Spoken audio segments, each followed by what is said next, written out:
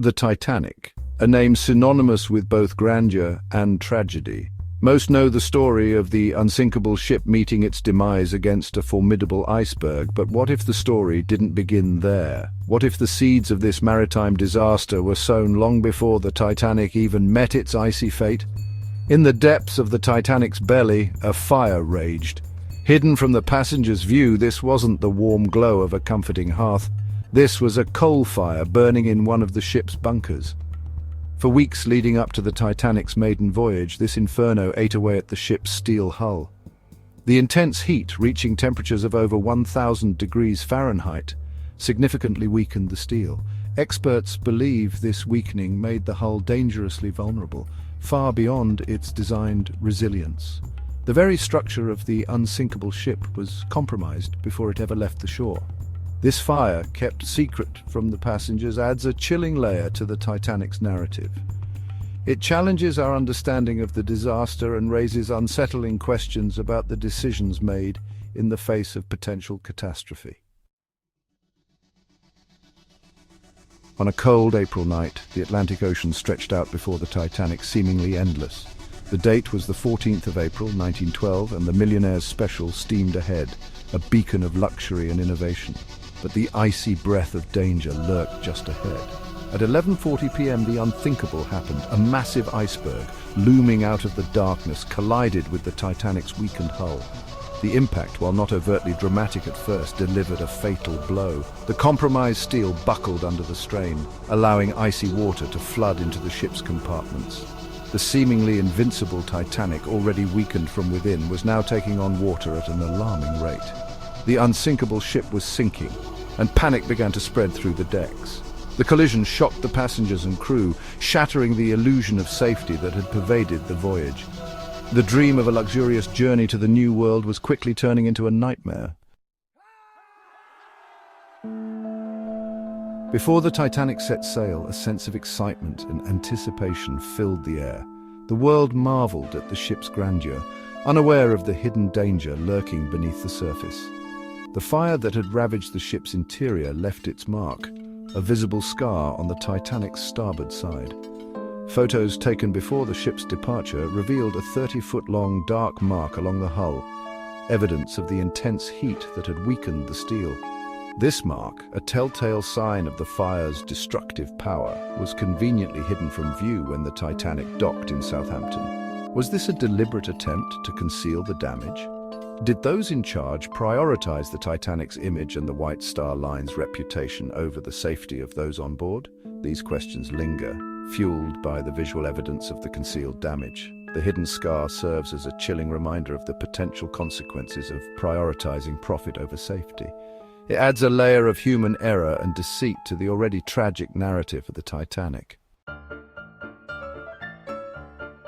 High above the Titanic's deck, in the crow's nest, the ship's lookouts strained their eyes, scanning the dark horizon for any sign of danger. But fate played a cruel trick that night. The lookouts, tasked with spotting hazards, were missing a crucial tool: binoculars. The key to the locker containing the binoculars was in the possession of Second Officer David Blair. He was transferred off the Titanic at the last minute and, in the confusion, forgot to hand over the key. This seemingly small oversight would have devastating consequences.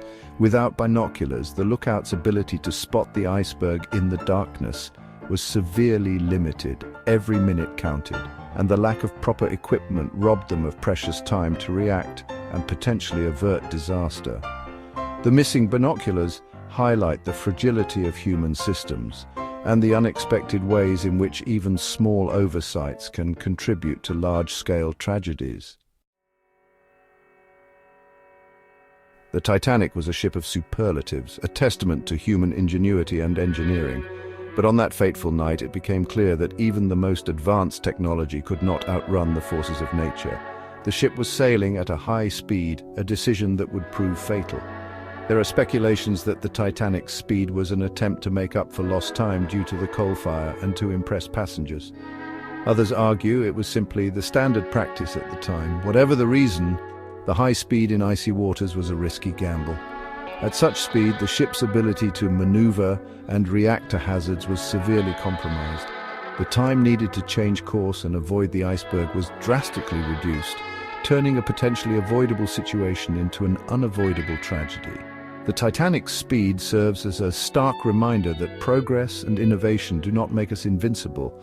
It highlights the importance of caution and prudence, especially when navigating the unpredictable realm of nature. The Titanic was designed to be the epitome of luxury and opulence, but beneath the surface of grandeur lay a chilling truth. The ship was woefully unprepared for a disaster of this magnitude. The number of lifeboats on board was shockingly inadequate for the number of passengers and crew. The Titanic carried only 20 lifeboats, enough for about half the people on board. While this technically met the legal requirements of the time, it was a horrifying lapse in judgment and a blatant disregard for human life. Some argue that the number of lifeboats was reduced for aesthetic reasons, to avoid cluttering the deck and maintaining the ship's sleek profile. If true, this decision to prioritize appearances over safety is a chilling indictment of the priorities of the time. The lifeboat shortage turned a disaster into a tragedy of unimaginable proportions. It serves as a grim reminder that regulations, even when followed, do not always guarantee safety. As the Titanic embarked on its maiden voyage, a sense of routine settled in. Among the scheduled activities was a lifeboat drill, a standard safety procedure designed to familiarize passengers and crew with emergency protocols. But on that fateful day, the drill was cancelled. The reasons for the cancellation remain unknown. Some speculate that Captain Smith, eager to maintain the illusion of calm and order, decided to forgo the drill to avoid unsettling passengers. Others believe it was simply an unfortunate oversight. Regardless of the reason, the cancelled drill had tragic consequences. It meant that when disaster struck, passengers and crew were thrust into a chaotic and unfamiliar situation, with many unsure of what to do or where to go. The abandoned lifeboat drill serves as a haunting reminder that even the most well-intentioned plans can go awry. It highlights the importance of preparedness and the need to prioritize safety, even when it seems inconvenient or unnecessary. As the Titanic sank beneath the waves, distress signals lit up the night sky. Desperate pleas for help echoed across the frigid waters. Not far away, another ship, the Californian, received the Titanic's distress calls, but for reasons that remain debated, the Californian did not respond. Some believe the Californian's crew mistook the Titanic's distress flares for celebratory fireworks. Others point to a phenomenon known as thermal inversion, which can create mirages and distort visibility at sea, potentially obscuring the Titanic's signals. Whatever the reason, the Californian's failure to respond adds another layer of tragedy to the Titanic's story.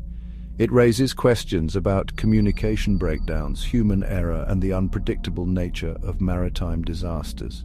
The Californian's inaction serves as a chilling reminder that even when help is within reach, it is not always guaranteed. It highlights the importance of clear communication, situational awareness, and the need for rapid response in emergencies.